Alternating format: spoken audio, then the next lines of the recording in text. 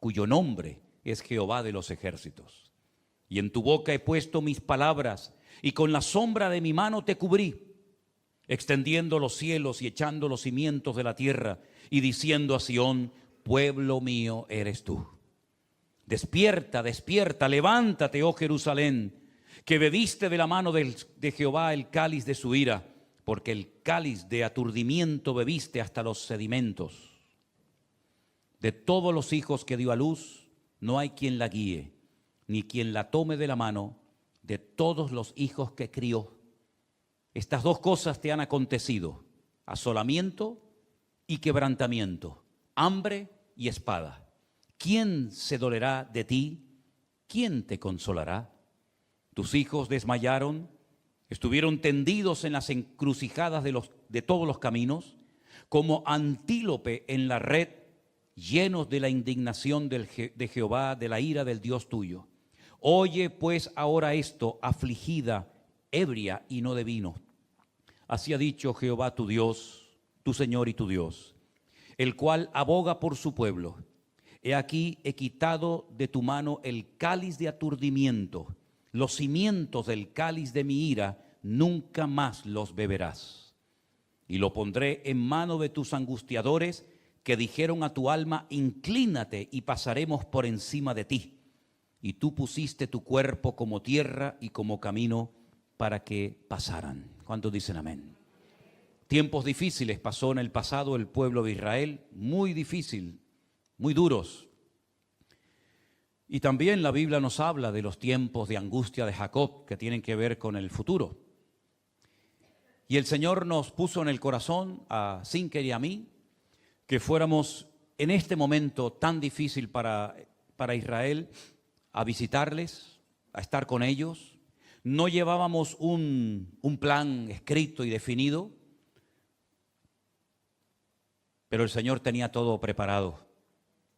Y nos sorprendió desde el primer día que llegamos al aeropuerto de Tel Aviv, el aeropuerto de Ben Gurión.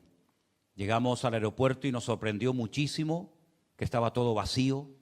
Era casi un silencio, parecía un cementerio el aeropuerto de Ben Gurión. Nunca lo habíamos visto así.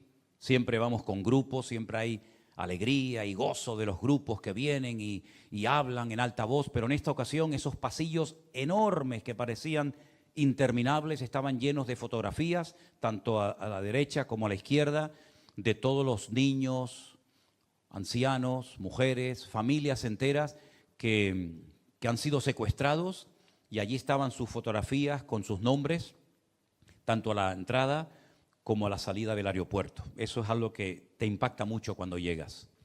Cuando llegamos al control del pasaporte, generalmente se tarda bastante tiempo, porque son muchos grupos y tienen que ir lógicamente uno por uno.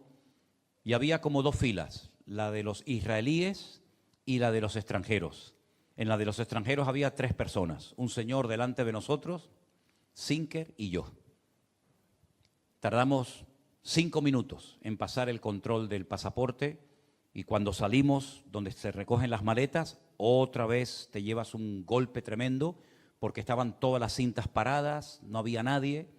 Cuando salimos fuera, ya a donde la gente te espera cuando llegas de un vuelo, otra vez todo vacío, las tiendas cerradas, las cafeterías, todo prácticamente cerrado. Y allí había un señor que no lo conocíamos, pero que le habían dicho que nos fuera a buscar con su taxi al aeropuerto, y entonces serían las 5:30, 6 de la mañana, no me acuerdo exactamente, nos dirigimos a Jerusalén, a un apartamento de una persona que nos lo prestó, y resulta que en el camino comenzamos a hablar, ¿no? Intercambiar así alguna palabra, alguna conversación con este señor, y una de las cosas que le dijimos es que el motivo por el cual estábamos allí, él nos decía que no había turismo, que estaba todo cerrado, que había una tristeza tremenda, que había mucho dolor en los corazones por lo que había sucedido. Nosotros le dijimos que el motivo principal por el que estábamos allí en Israel era para demostrarles nuestro amor, nuestro apoyo. Y este señor nos dice, ¿cómo agradezco esas palabras? En este momento agradezco mucho el oír que nos aman, que nos apoyan, que no tenemos por qué sentirnos solos, que ustedes están orando por nosotros. Y eso me impactó, ¿no? Porque generalmente todos a las carreras, todos a las prisas, todo es deprisa y corriendo, pero este señor estaba como muy afectado, ¿no? Como muy triste, muy dolido, y esas palabras parece que le cayeron como anillo al dedo, ¿no? Por fin llegamos a la ciudad de Jerusalén y nos habían dado un código para abrir la puerta y tuvimos que pedir sabiduría, discernimiento de espíritu, palabra de fe, porque el código no se abría. No había manera. Bueno, después de un buen rato, gracias al Señor, pudimos dar con el código y ya entramos y ya pues a descansar un poquito. Ese día era viernes, ¿no, Sinker? Corrígeme si me equivoco. Ese día era viernes y entonces mientras nos estábamos descansando un rato, de repente oí por primera vez las sirenas. Nunca las había oído. Gracias al Señor, nunca que hemos ido con grupos, nunca han sonado las sirenas, pero ese día sí. Entonces comenzamos a oír como si fuera un volador, ¿no? Como decimos aquí, y de repente se oye ¡boom! En el aire. Claro, para nosotros era una novedad. Dentro de la casa que nos prestaron hay una habitación blindada, que es la habitación donde se tiene que meter la gente cuando hay algo de esto. Entonces salimos, empezamos a filmar, veíamos cómo lanzaron dos nada más. Y vimos como ¿cómo se llama? La Kipá Barcel, la cúpula esa, los intersectó, explotó uno encima de nuestra cabeza, el otro también explotó, y en ese momento me llama un hermano de Tel Aviv y me dice, Manuel, ¿dónde están? Digo, no, estamos aquí en casa. Dice, métanse en el refugio porque ahora, cuando chocan los cohetes, es cuando caen los trozos. Y es entonces lo peligroso, ¿no? Pero para nosotros era, no digo una fiesta, ¿no? Porque no era una fiesta, pero era toda una novedad. Pero se te queda el cuerpo así como raro, ¿no? Después nos metimos en el refugio para nada, porque ya había pasado, digamos, el peligro. La cuestión está en que ya empezaba el Shabbat.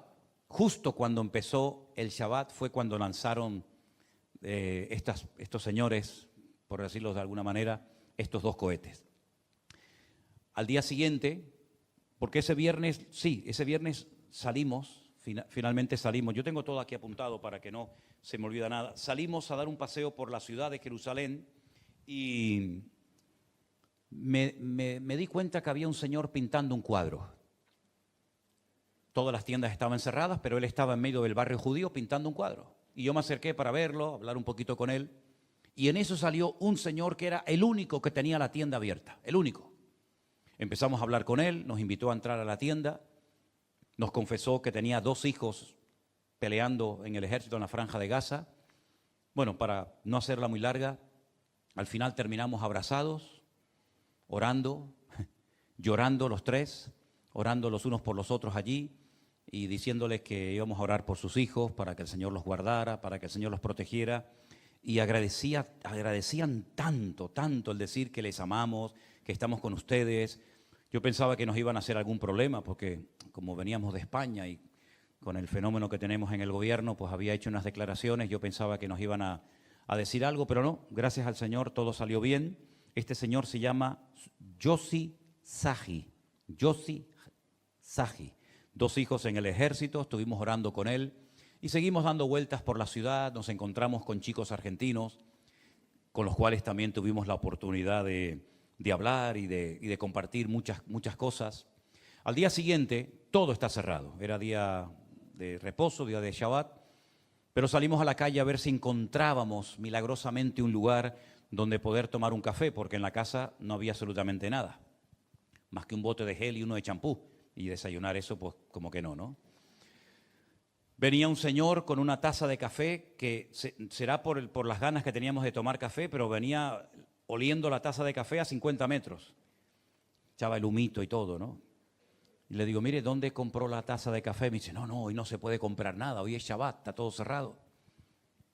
Lo traje de mi casa. Y en eso pasaba un rabino. Y este rabino nos dice, ¿quieren tomar café? Digo, pues sí. Dice, vénganse a mi casa. Digo, pero estoy con mi amigo. Dice, que venga él también. Mientras iba caminando, resulta que un matrimonio que estábamos esperando, amigo nuestro, que venían de Tel Aviv, porque ese día nos queríamos ir al norte de Israel, ahora les voy a contar todo lo que nos pasó. Le digo a este rabino, acaban de llegar mis amigos, así que bueno, muchísimas gracias. No, no, que suban también, que suban también. Bueno, subimos a su casa, espectacular. Una casa realmente tremenda. Él nos dijo que nos teníamos que servir nosotros, ellos no pueden tocar botones, no pueden tocar el ascensor, no pueden tocar... Digo, no se preocupe que yo sí puedo tocar todos los botones, no se haga problema. Nos hicimos unos cafés, estuvimos hablando con él, pero mientras íbamos caminando, él me dice, ¿tú eres judío o cristiano? Le digo, soy cristiano. Dice, yo leo el Nuevo Testamento. Digo, ¿tú lees el Nuevo Testamento? Primeramente, decir eso en público aquí no cuesta nada, pero allí te puede costar mucho. Y le digo, ¿cómo tú siendo judío me dices que has leído o lees el Nuevo Testamento? Me dice, porque yo soy el judío más raro del mundo, me dice. Digo, evidentemente. Dice, yo he leído Mateo, Marcos, Lucas, Juan, me lo he leído todo. Digo, ¿y por qué has leído el Nuevo Testamento? Y me dice, ¿quién fue el judío más famoso del mundo? Y yo le dije, ¿el judío más famoso del mundo? Yeshua, Jesús. Y me dice, pues por eso lo leo. Eso ya me impactó. Llegamos a su casa, el hombre nos atendió amablemente. Él comenzó a vestir a las niñas. Me llamó mucho la atención que tenía allí 2 niñas preciosas. Él comenzó a vestirlas y no aparecía la mujer por ninguna parte.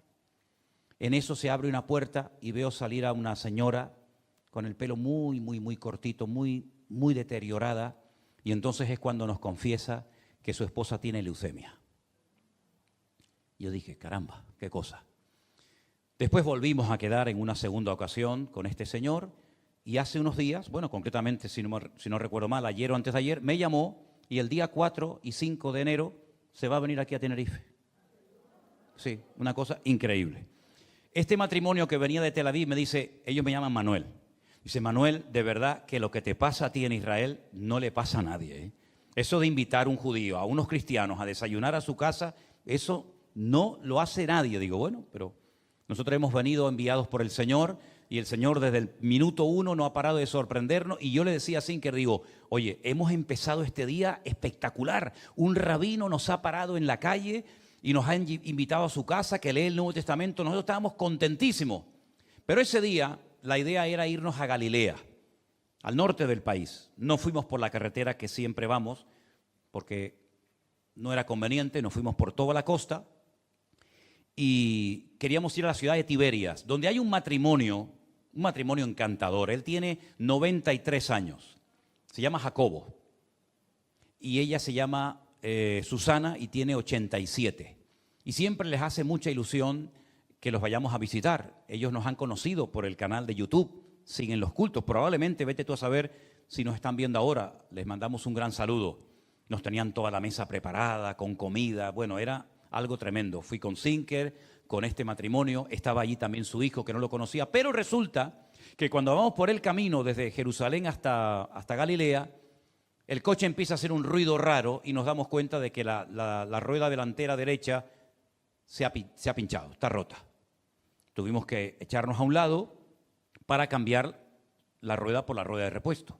Cuando este hermano va al maletero de su coche, resulta que la llave que tiene para aflojar las tuercas no era la que tenía que tener. No sé si era más pequeña o más grande, pero la cuestión está en que no servía. Ahora tú imagínate nosotros tirados un día de Shabbat, todo cerrado, con una aldea árabe aquí a la derecha de nosotros, con una aldea árabe enfrente de nosotros, tirados en una autopista, y dijimos, Señor, ayúdanos. La cosa es que para un coche con 2 chicos jóvenes, 2 palestinos. La hermana se montó en el coche, en el sillón de atrás y dijo, Señor, ayúdanos, porque no sabíamos lo que iba a pasar. Jamás en nuestra vida nos podíamos imaginar la amabilidad de estos 2 muchachos.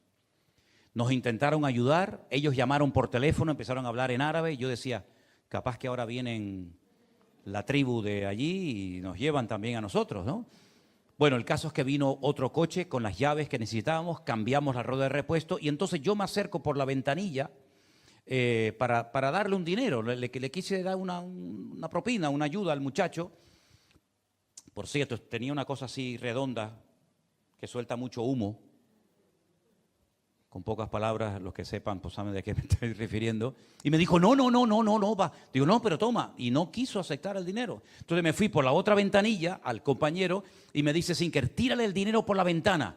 Entonces le tiré así el dinero por la ventana y dije, gracias, gracias. Salieron los chicos del coche, nos devolvieron el dinero y no lo quisieron aceptar. 2 chicos palestinos, después el otro, ya se marchó, pusimos la rueda de repuesto, gloria a Dios. Salimos con el coche y a los 5 minutos la rueda de repuesto se volvió a pinchar. Ya era la segunda, ya no hay más. ¿Y ahora qué hacemos, Señor? Ya los muchachos habían ido, entonces, bueno, en eso quiero saltar la valla, una valla muy alta que había, para no estar en plena carretera, y cuando hago así, paso el pie, había un pincho, me lo clavé aquí en la pierna, y me quedé colgando y se me estaba enterrando un dolor. Hice un esfuerzo tremendo y otra vez se me estropeó, me quedé con la pata coja así. Y yo digo, tirados, día de Shabbat, con la pata coja, ya lo único que queda es quedarme embarazado aquí en medio de la carretera, ya no me queda otra. Bueno, Señor, ayúdanos, yo no me podía agachar, parecía que hay una película, hermano. Hago así y de repente para un coche de la policía. Digo, bueno, gloria a Dios. El hermano se va con el policía a esa aldea árabe que estaba enfrente, pero el policía le dijo, yo no voy a hablar ni media palabra, yo te espero fuera, tú entras con la goma para que te la arreglen y yo te espero fuera porque como está el patio, como para que entre un coche de policía a una aldea árabe, tú imagínate, ¿no? La cuestión está en que por el camino el policía le pregunta a este hermano, ¿eres judío? Esas preguntas te las hacen constantemente allí en Israel, les interesa mucho, ¿no?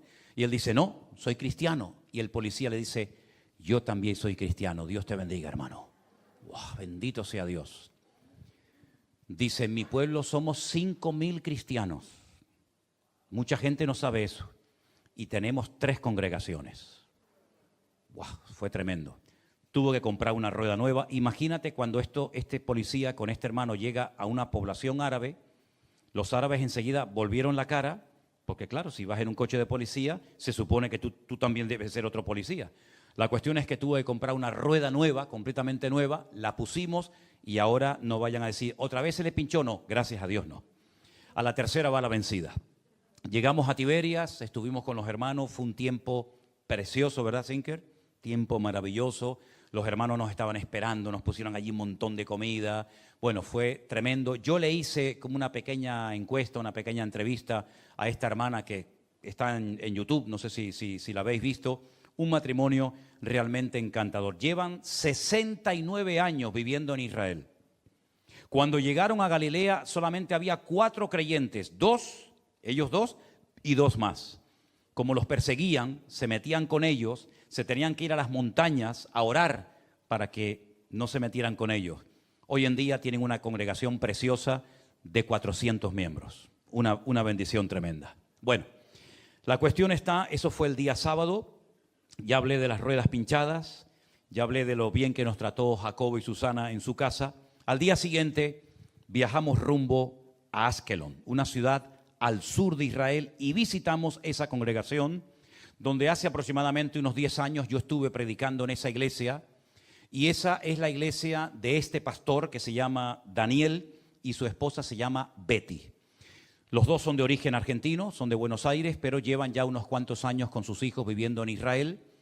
Esa es la congregación donde ellos están. Yo le hice una entrevista, la pueden ver toda en nuestro canal de YouTube para que escuchen y para que vean. Los hermanos me contaron que hace más de 2 meses y medio suspendieron los cultos, porque la congregación en la que están no es como la otra que tenían. Esta congregación no tiene refugio. Entonces, cuando suenan las alarmas y lanzan los cohetes desde la Franja de Gaza, no pueden salir corriendo a resguardarse. Entonces, tienen que estar ahí, en fin. Media congregación, que eran hermanos de Argentina, de Perú y de varios países de Latinoamérica, volvieron a sus países hasta que esto se calme un poco. Y ellos llevan 2 meses y medio sin poder celebrar cultos. Yo le dije al pastor Daniel y a su esposa Betty, que es un matrimonio encantador, Ellos están dedicando a repartir comida, alimentos, ropa a gente necesitada, cristianos y no cristianos, que yo le iba a decir a la iglesia que nos íbamos a comprometer a orar por ellos. Estaban pensando en dejar el local, porque el local es de alquiler, ya no podían pagarlo porque no había congregación. Nosotros le hemos ayudado y siento en mi corazón que tenemos que seguir ayudando a estos hermanos nuestros en la fe. Y algo que ellos pidieron, como todos con las personas con las que hablamos, oren por nosotros, por favor no dejen de orar por nosotros. Así que hermanos, les dejo este pedido de oración, amén. Daniel y Betty, los pastores de la iglesia Shekinah, como así se llama, vean la entrevista porque no tiene desperdicio. Ellos cuentan cosas muy interesantes y cuentan cómo está en este momento la situación en el país, los motivos de oración, etcétera, etcétera. Una vez que salimos de la iglesia, seguimos viajando hacia el sur y paramos en una gasolinera que estaba llena de soldados por todas partes. Soldados que salían de Gaza para descansar y soldados que iban a entrar en Gaza para lo que tienen que hacer allí. Paramos en esa gasolinera y yo le pedí al Señor, Señor, yo quiero hablar con los chicos, yo quiero hablar con esta gente. Tuvimos la oportunidad de hablar con varios soldados, de abrazarlos, de saludarlos. La verdad es que estuve hablando con una chica que hablaba un poquito de español, le pregunté cuántos años tenía y me dijo 20 años. Yo digo, Dios mío, yo tengo una hija de 20 y tantos y esta chica de 20 años capaz que entra a la franja de Gaza y nunca más vuelve a salir. Tuvimos un tiempo con ellos y allí conocí a un chico de origen argentino también. Los argentinos son como iba a decir una plaga, pero no lo voy a decir. Iba a decir plaga, pero no lo voy a decir. Allí en Argentina, allí en Israel hay argentinos por todos lados. Todos los que hablan español, sí o sí tienen que ser de origen argentino o son argentinos, sus padres. Entonces hablé con este chico, me preguntó de dónde veníamos, le dije que de España. ¿De qué parte de España? Le dije de las Islas Canarias. ¿De qué parte de las Islas Canarias?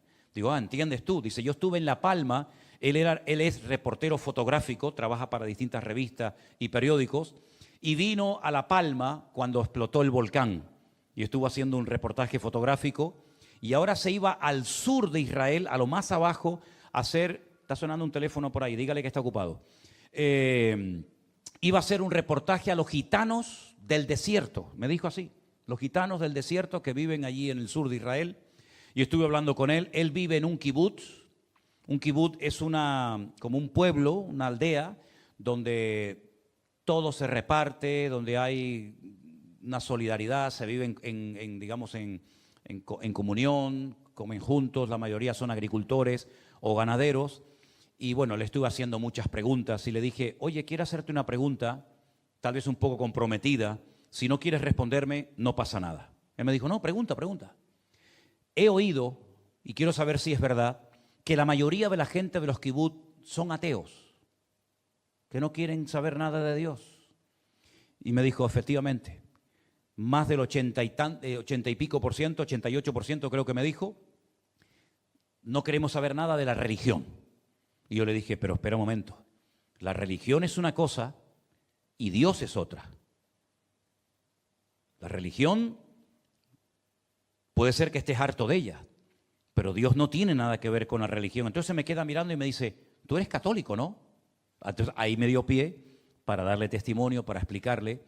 Y bueno, lo que él me dijo, que efectivamente la mayoría de la gente de los kibutz son más bien de izquierdas, socialistas, casi comunistas, y que el tema de Dios, él me estuvo contando cosas tremendas que hacen los rabinos, de la religión, de las grandes desilusiones que se han llevado. Quiero contar esto porque creo que es importante. Yo no sé si tiene una relación directa o no, eso se lo deja a ustedes que saquen las conclusiones que quieran, pero yo quiero contar esto que es muy significativo. Nosotros estuvimos, hago un paréntesis, nosotros estuvimos en una plaza una noche en Tel Aviv, que es la plaza de los Hatufim, de todos los que han sido secuestrados y muchos de ellos han perdido la vida.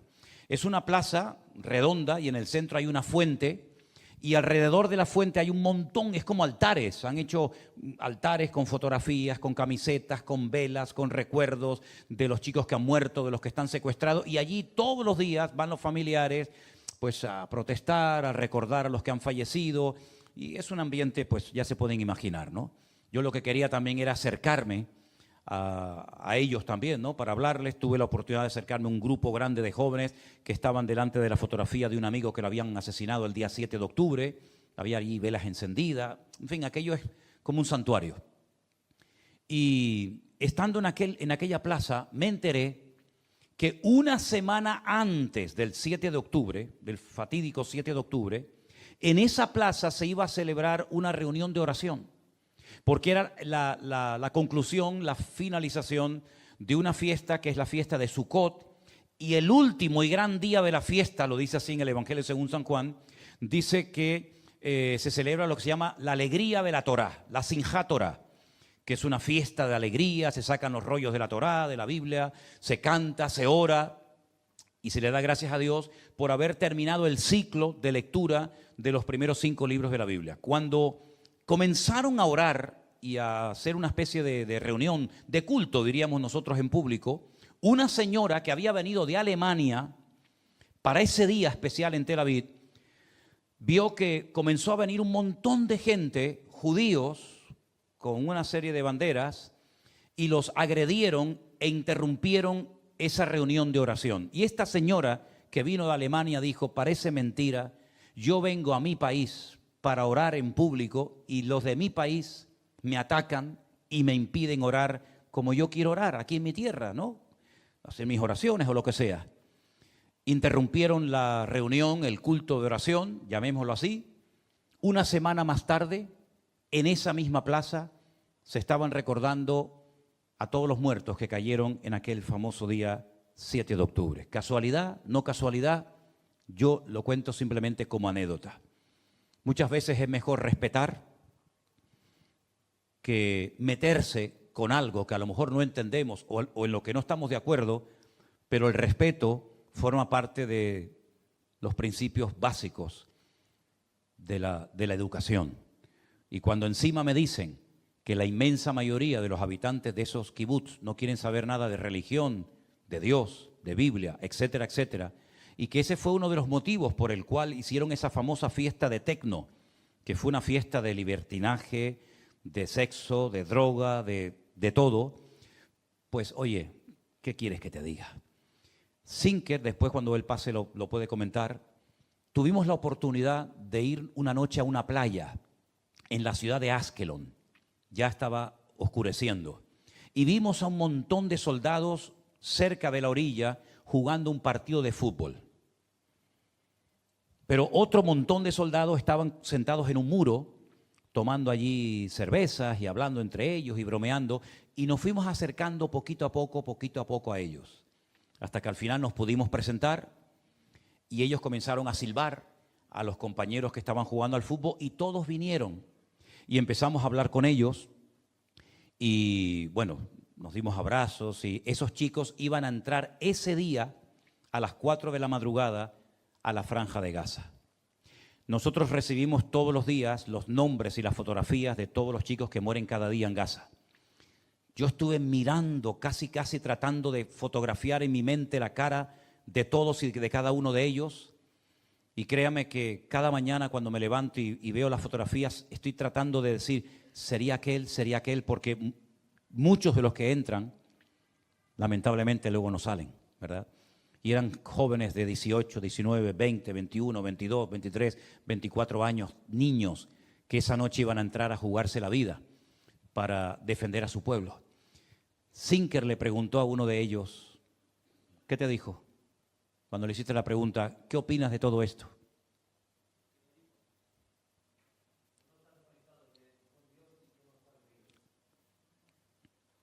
No estamos conectados con Dios, no estamos unidos, y dijo, esto es un castigo. Te dijo, ¿verdad? Eso se lo dijo un soldado a Zinker hablando con él, porque él estaba con uno, yo estaba con otro, el pastor Eduardo estaba con otro. Así dijo este muchacho. No estábamos conectados con Dios, estábamos peleados, enfrentados, una falta de unidad tremenda en el país y Dios nos castigó.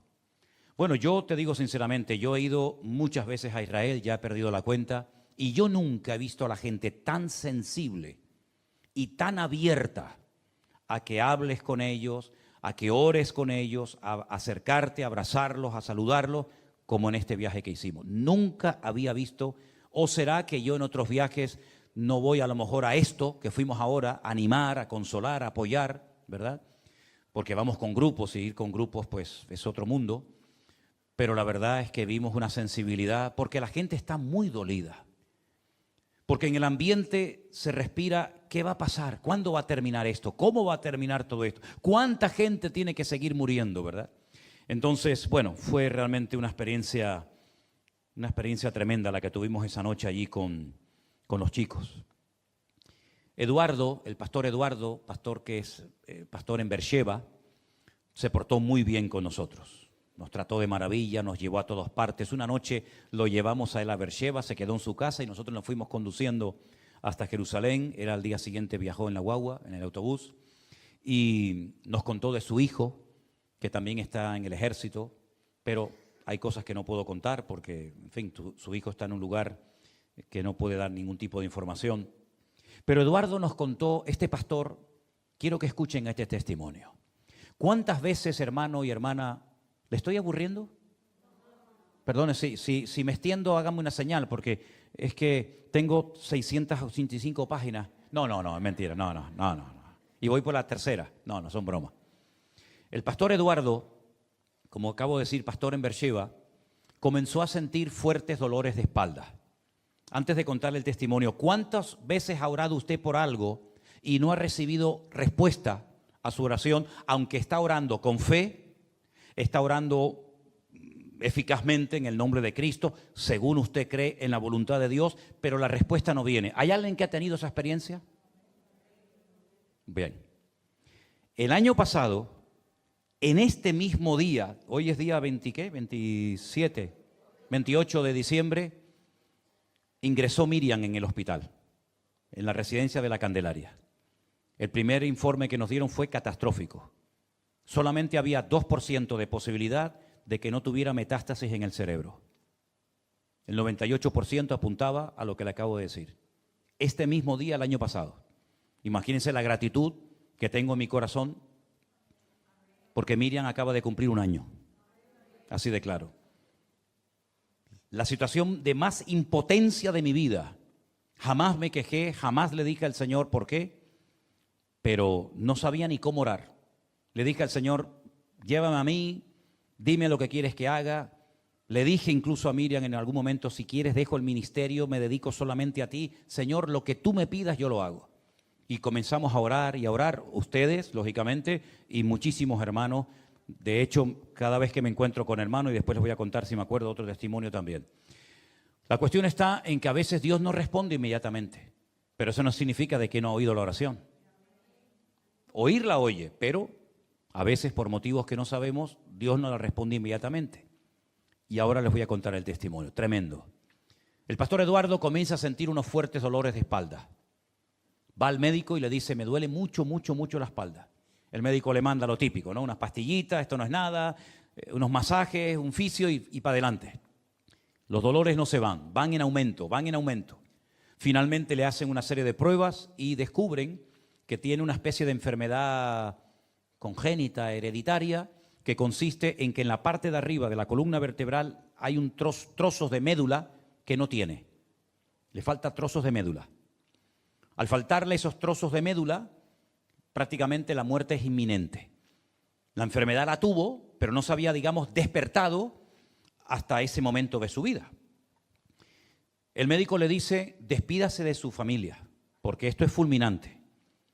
Y si en algún momento tiene usted la tentación de hacer cualquier tipo de movimiento, no lo haga, porque puede morir instantáneamente. Porque se le cruzan los cables al cerebro y le puede mandar una orden al corazón y cae usted fulminado. Bueno, le mandan una persona a su casa todos los días para que le haga masajes, para circulación y todo esto. La cuestión está que un día lo meten en la bañera para bañarlo. Él no puede hablar, no puede caminar, no puede hacer absolutamente nada. Cuando lo sacan de la bañera, él dice que se le torció la boca, perdió totalmente la fuerza, tuvo durante 3 meses con un tubo para poder alimentarse. No podía moverse, no podía hacer absolutamente nada y queda totalmente postrado durante 3 meses en la cama sin poder moverse. Y el médico le insistía, no haga ningún tipo de movimiento porque se puede morir. Un día de culto, su esposa, sabiendo que está a punto de llegar el fisio, le dice, mira, como está a punto de llegar el señor que te da los masajes, yo me voy al culto y él viene de un momento a otro y se queda contigo toda la mañana. Él no podía comunicarse, le habían puesto como una especie de electrodos en la cabeza, y lo que él pensaba, a mí me llamó mucho la atención porque parecía película, lo que él pensaba se proyectaba en una pantalla. Y yo le decía, ¿y la pantalla no se equivocaba? Dice, no, lo que yo pensaba automáticamente salía ahí. Y en esa pantalla, él cada día leía la Biblia. Cuando su esposa se va al culto con sus hijos, le toca la lectura de Juan capítulo 5, el paralítico de Betesda. Y entonces él está en una lucha antes de leer esa porción bíblica, porque le dice, Señor, yo he predicado salvación y he visto salvación en las vidas y en mi vida. Pero yo ahora estoy postrado en cama como un vegetal, me queda poco tiempo de vida. Señor, ¿tú sanas? ¿Tú sanas hoy en día o era algo del pasado solamente? Dice, no te puedo describir con palabras toda esa lucha interior, pero cuando leí el pasaje, ¿quieres ser sanado? Levántate, toma tu lecho y anda. Él dijo en su mente, Señor, yo quiero ser sano, pero no me puedo mover, porque dice que inmediatamente oí aquí en su oído derecho la voz de, no te muevas, porque cualquier movimiento que hagas, te mueres. ¿Quieres ser sanado? Toma tu lecho y anda. Señor, yo quiero ser sanado. No hagas ningún... Y dice que fue un rato de una lucha tremenda. ¿Qué hago? ¿Me muevo? ¿No me muevo? ¿Obedezco la palabra? ¿Qué hago, Señor? Estaba totalmente solo. El fisio no apareció. Yo creo que fue la voluntad de Dios que no apareciera. Comienza a mover una mano con mucho temor. Comienza a mover un brazo. Comienza a mover el otro brazo, comienza a mover un poquito las piernas, ve que no se muere y dice, me voy a sentar. Se sienta en la cama, dice, bueno, de momento estoy vivo. Cuando él se levantó, dice que todo le dio vuelta, era como si se estuviera a punto de caer redondo al suelo. Claro, imagínense, ¿no? 3 meses sin caminar, tremendamente débil, perdió mucha masa muscular, mucho peso, en fin. Pero ya está de pie. Él ve que la escalera que baja abajo a la cocina y al comedor es muy empinada y él quiere bajar, pero seguía con la voz, no te muevas que te vas a morir. Pero al mismo tiempo estaba viendo que no se había muerto y que el Señor estaba obrando en su vida. Entonces oye una voz que le dice, un paso a la vez, un paso a la vez. Él se sienta en el primer escalón y comienza a bajar despacito, despacito, despacito, despacito. Llega a la cocina y se prepara un café. Recuerden que estuvo 3 meses en cama sin poder moverse como un vegetal, esperando la muerte. Después de un rato entró su esposa por la puerta, se llevó un susto que por poco la que se iba a morir era ella en vez del marido. Y le dice, ¿pero qué haces? Él le dice, como pudo, e inmediatamente lo lleva al médico. Y él empieza a contarme, porque le dije, el Señor te sanó. Dice, quiero contarte algo. Cuando yo fui al médico, yo pensé que el Señor me había sanado. Ya podía caminar, podía moverme, pero me hicieron todas las pruebas y salió que tengo la enfermedad. No se había ido la enfermedad, no me sanó. Y le dije, Eduardo, el milagro aún fue más grande. Si no hubieran aparecido en los resultados, en el escáner, en el TAC o en lo que te hicieran, ninguna señal, ninguna evidencia de tu enfermedad, siempre podía haber existido la posibilidad de que alguien dijera, bueno, nos equivocamos de diagnóstico, no tuviste nunca esa enfermedad, pero aquí consta, en los papeles dice que tú estás enfermo, que tú no puedes hablar, no puedes parpadear, no puedes caminar, no puedes saludar, no puedes hacer nada. Aquí lo dice la ciencia médica, pero tu cuerpo es el mejor testimonio de que Dios ha hecho un milagro por encima de lo que dice la ciencia médica. Bueno, parece ser que a él como que le vino muy bien esas palabras, ¿no? La cuestión está en que nunca más ni volvió a sentir dolores de espalda, ni volvió a sentirse mal, y el Señor lo sanó inmediatamente. Después de 3 meses, porque el Señor estaba obrando, estaba moldeando su vida, y el Señor nunca llega tarde, sino que el Señor sabe cómo hacer todas las cosas. ¿Cuántos dicen amén? Yo creo que el Señor se merece un fuerte aplauso. Aleluya. Gloria a Dios. Gloria a Dios. Qué bueno. Tremendo, tremendo. Y Él fue el que nos consiguió, nos dijo que una hermana de Guatemala, en Estados Unidos, por lo visto el Señor la prosperó mucho, pero mucho, mucho, y compró en Israel 8 pisos. 8 pisos. Y allí un piso, hermano, vale un riñón y parte del otro. De $1 millón para arriba. Lo más barato, lo más barato. Y de esos 8 pisos, 2 se los ha prestado, digamos, cedido al pastor Eduardo para prestárselo a pastores o a hermanos que necesiten hospedaje. Y en uno de esos pisos nos quedamos nosotros. Muy contentos, pero el código de la puerta nos volvía loco cada día que volvíamos. Nos volvía locos. Hasta que un día, después de varios días de pasar un rabino por delante de nosotros porque vivía en el piso de al lado, y yo le decía a Sinker, con la pinta que tenemos, con lo cansado que estamos, y tratando de forzar la puerta y meter el código, el rabino dirá, ¿estos no serán ladrones que quieren venir a robar la casa? La cuestión está en que una noche el rabino, con una sonrisa de oreja a oreja, salió de su departamento y nos dice, ellos no hacen así, el espera en Israel es así. En Argentina yo sé que esto es otra cosa, pero en Israel esto es espera un momento. Hace así, le abrió la puerta, shalom, y se fue. Dijimos, qué imagen de bruto habremos dado nosotros aquí en este viaje, ¿no? Si estos goyín, estos extranjeros no se enteran de nada.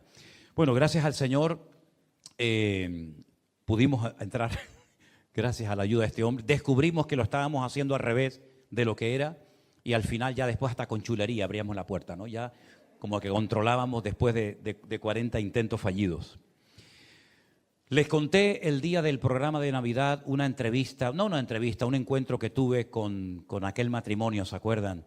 Que me presentaron a una hermana que había estudiado durante años y años para prepararse, para ayudar a gente con problemas mentales en Francia, después se fue a Italia, también estudió para ayudar a ciegos. Ella no sabía por qué tenía esa tendencia a prepararse para ayudar a ciegos y a niños con problemas mentales, hasta que, como dije ese día, no sé cuántos se acuerdan, que se casó con un pastor ciego que ya tenía de un primer matrimonio, era viudo, una niña con problemas mentales.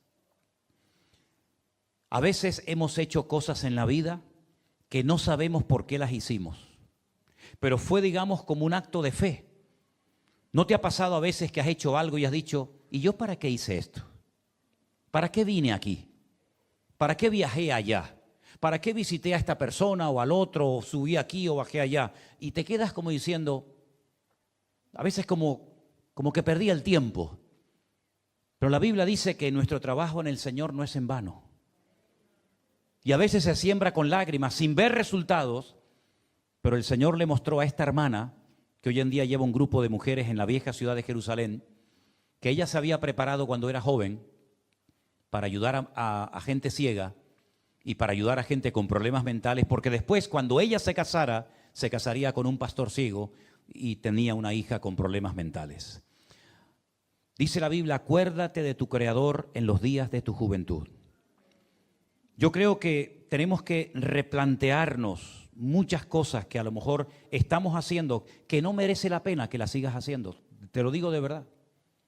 Yo creo que sobre todo a los jóvenes, sobre todo a los jóvenes que todavía supuestamente tienen mucha vida por delante. Oye, plantéate seriamente para qué estás aquí.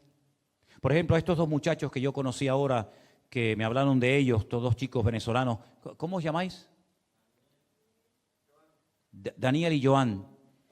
No es casualidad que estos muchachos hayan venido de Venezuela y el supuesto trabajo que les iban a ofrecer, pues al final parece como que no se dio. No es casualidad. Si tú te crees que Dios no sabía antes de que estos muchachos se despidieran de su familia en Venezuela y vinieran aquí, que esa puerta se iba a cerrar. Entonces, ¿por qué los trajo?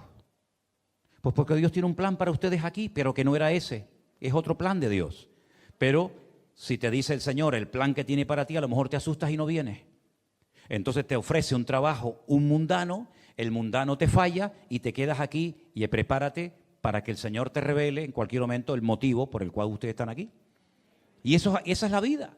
A veces decimos, ¿yo por qué hice esto o por qué fui allá? Bueno, hermano querido, si nosotros nos dejamos guiar por el Espíritu de Dios, vamos en momentos puntuales de nuestra vida a sentir cosas, a hacer cosas o a decir cosas que en el fondo las hacemos por fe, las hacemos por obediencia. El Señor le dijo una vez a Nicodemo, el viento sopla, no sabes ni a dónde viene, de dónde viene, ni a dónde va. Así es todo aquel que es guiado por el Espíritu. Eso fue lo que nosotros hicimos en Israel. Señor, yo no traigo una agenda.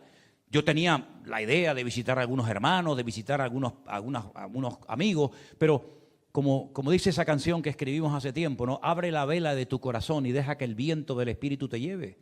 Entonces, cuando tú dices, Señor, llévame, muéstrame a dónde tengo que ir. Un día estaba orando un hombre en casa tranquilamente como cualquier otro día y de repente el Señor le dice, tienes que ir a la calle que se llama La Derecha y allí hay un hombre ciego que tienes que imponer sus manos sobre él para que recobre la vista. Y allí se fue Ananías, no el de Zafira, sino otro Ananías, se fue a orar por un hombre que llegaría a ser uno de los hombres más importantes en la historia del cristianismo, como fue nada más y nada menos que el apóstol Pablo. ¿Quién le iba a decir a Ananías que ese día él iba a orar y a bautizar nada más y nada menos que al apóstol Pablo? ¿Quién le iba a decir a Felipe que cuando se fue a caminar por el desierto, ¿qué hay en un desierto? Nada, nada. No hay casas, no hay gente, no hay nada. Pero él salió al desierto en obediencia porque el Señor le dijo, ve al desierto. ¿A qué? No te lo digo, pero ve al desierto. ¿Quién le iba a decir a Felipe que de repente se iba a encontrar con un etíope que venía montado en un carro leyendo una porción bíblica que no la entendía? Y entonces dice que el Espíritu le dice, acércate al carro, acércate, júntate. Y se acercó y le dice, ¿tú entiendes lo que estás leyendo? Y le dice el etíope eunuco, yo no entiendo nada. ¿De quién habla el autor? ¿De él o de otra persona? ¿Cómo lo voy a entender si alguien no me lo explica? Y Felipe entendió el motivo por el cual el Señor lo llevó al desierto. Y dice que empezó a hablarle del Señor. Probablemente viajaron, no sé, durante días. Hasta que sale del etíope eunuco el deseo de bautizarse. ¿Qué es lo que intento decir? Que a veces actúa simplemente por fe. Déjate llevar por el Señor.